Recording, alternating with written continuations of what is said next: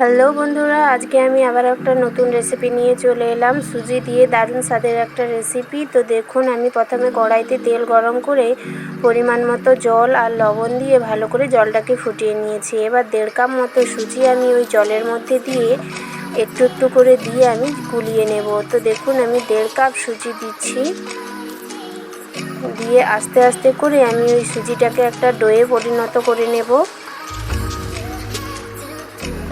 তো দেখুন, অনবরত নাড়িয়ে যেতে হবে, নাহলে সুজিটা নিচে লেগে যাবে। তো দেখুন, জলটা খুব ভালো করে শুকিয়ে গেছে। আবারও একটু নাড়িয়ে চাড়িয়ে নিচ্ছি, যাতে আর একটু পরিমাণ জলটা মরে যায়। তো এই রেসিপিটা খুবই সুস্বাদু লাগে খেতে, আপনারা অবশ্যই ট্রাই করবেন। তো দেখুন, হয়ে গেছে সুজিটা। আমি একটা প্লেটে তুলে কিছুক্ষণ ঠান্ডা করে নিয়েছিলাম হালকা গরম অবস্থায়। এবার আমি খুব ভালো করে আটার মতো করে মেখে নিচ্ছি।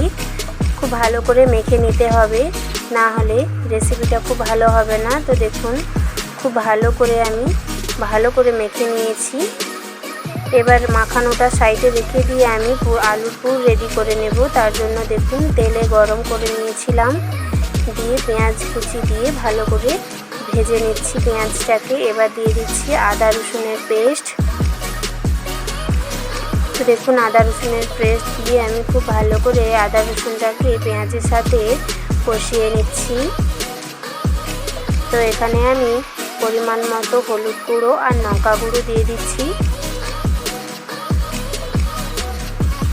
তো দেখুন, এখানে আমি পরিমাণ মতো আলু সেদ্ধ করে রেখেছিলাম, 3টে থেকে 4টের মতো আলু সেদ্ধ করে রেখেছিলাম। তো সেই আলুগুলো হাতে ম্যাশ করে আমি কড়াইতে দিয়ে দিচ্ছি। তো 2টো গাজরও আমি সেদ্ধ করে নিয়েছিলাম। তো গাজরগুলো দেখতেই পাচ্ছেন খুব ভালো একটা সেদ্ধ হয়নি, তাও আমি আলুর মধ্যে দিয়ে দিলাম। তো এখানে আমি জিরে ধনে গুঁড়ো আর গরম মশলা অ্যাড করে দিয়েছি, দিয়ে খুব আলুটা খুব ভালো করে মশলার সাথে কষিয়ে নিচ্ছি।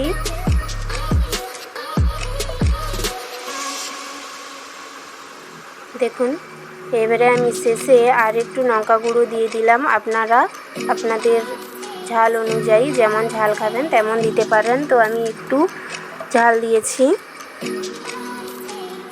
তো দেখুন, এবারে আমি সবের শেষে লবণ দিয়ে দিচ্ছি পরিমাণ মতো। তো আবারও খুব ভালো করে কষিয়ে নিচ্ছি মশলাটা। তো কষানো হয়ে গেছে আলুটা, এবার নামিয়ে নিলাম।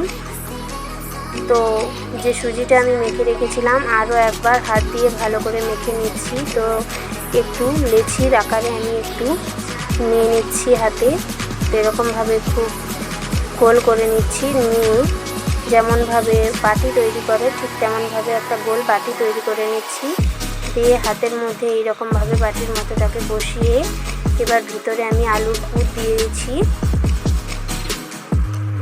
তো সাইডে কেটে রেখেছি আমি চিজ। তো 1 টুকরো চিজ আমি এই আলুর মধ্যে ঢুকিয়ে মুখটাকে খুব ভালো করে মুড়ে দিচ্ছি। আপনারা চাইলে চিজ অ্যাভয়েড করতে পারেন, চিজ নাও দিতে পারেন। তো আমার বাড়িতে বাচ্চা আছে, বাচ্চা খাবে, তার জন্য আমি চিজটা দিচ্ছি।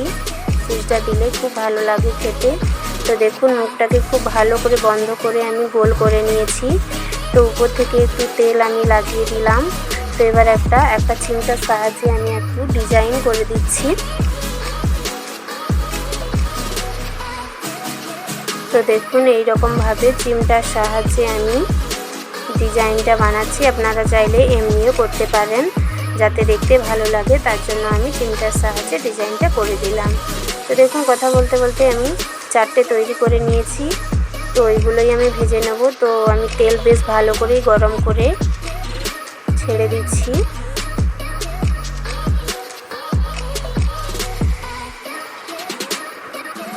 তো দেখুন, উল্টে পাল্টে আমি একটু সময় নিয়ে এই সুজির বলগুলো ভেজে নিচ্ছি। আর এই রেসিপিটা অনেকটাই খাস্তা হবে, আপনারা বানালে অবশ্যই বুঝতে পারবেন কতটা মুচমুচে আর খাস্তা হয়েছিল। তো দেখুন, আমার ভাজা হয়ে গেছে, এবার আমি নামিয়ে নিচ্ছি। তো দেখুন, পরিবেশন করে দিলাম টমেটো সসের সাথে। তো রেসিপিটা কেমন লাগলো অবশ্যই বলবেন। তো দেখুন কতটা খাস্তা হয়েছে আর ভিতরে কতটা পরিমাণ চিজ আছে। তো রেসিপিটা কেমন লাগলো অবশ্যই বলবেন, অবশ্যই চ্যানেলটাকে সাবস্ক্রাইব করে দেবেন।